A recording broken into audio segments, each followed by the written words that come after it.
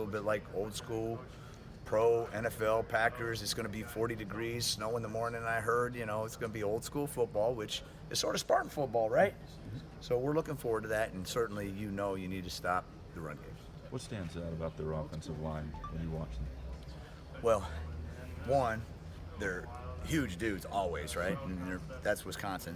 They're huge guys. Secondly, their group takes extreme pride in what they do. I mean, that's a pretty neat deal when your whole offense is sort of made through the offensive line, and everybody knows it, and they're like the feature back. I mean, the offensive line's like the feature back, and you can't say that about most places. So they take great pride in what they do, and they're pretty good.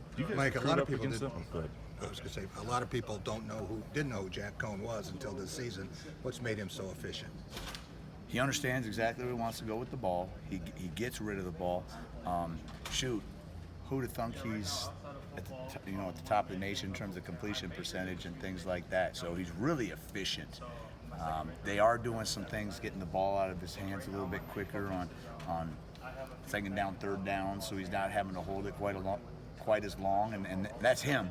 But he's been impressive. Pretty mobile. He can get out. Oh yeah, I mean, you watch a things. scramble against Michigan where it was like a 25-yard touchdown scramble. So he is a good athlete, but I'm impressed with how he knows exactly where he wants to go with the ball and gets rid of it. When you recruit against Wisconsin for an offensive lineman, is it like recruiting against Alabama for a receiver or something? I mean, has it sort of become success, and they can sell, this is what we do and this is who you get to be here? Yeah, I mean, everybody sort of got their niche, but Wisconsin can recruit against anybody for an offensive lineman. Probably a tailback too. And we have some niches as well, but there's no doubt they get the pick of the litter. That being said, every one of their starting alignments from Wisconsin.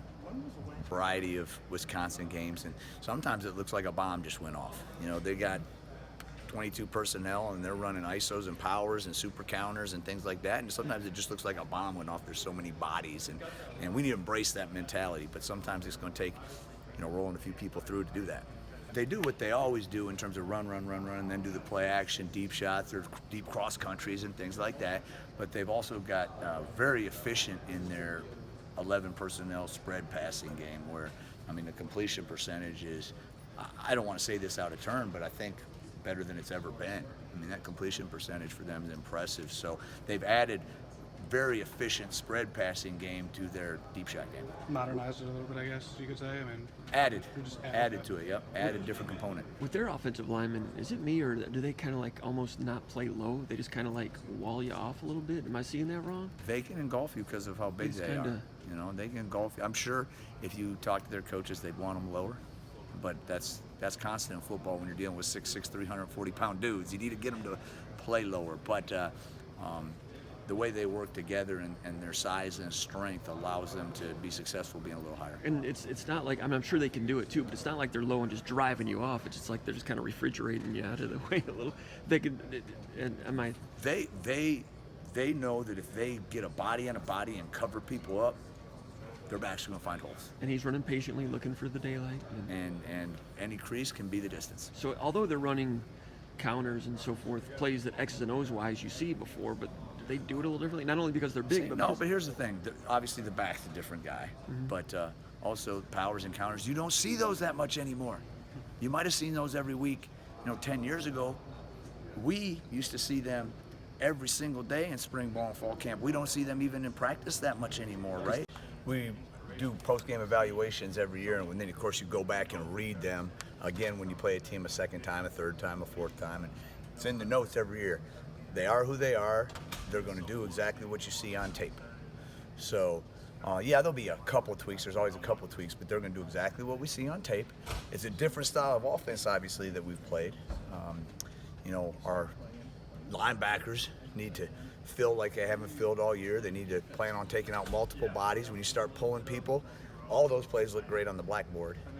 So, got to take out extra bodies. So it's a little bit different, but they are who they are. That's what we're preparing for. That's what we'll see. Is Taylor compared to anybody you guys have faced over the last maybe 5 or 6 years? He's really good. He's obviously Heisman leading candidate, and he's fast, so when he gets in the open, he can finish. Now, Dobbin's pretty good too. So I'm not saying they're exactly the same type of back, but we've played against the Barkleys, who if they get a crease, they're gone too. He's really good as we've seen, but we faced guys similar.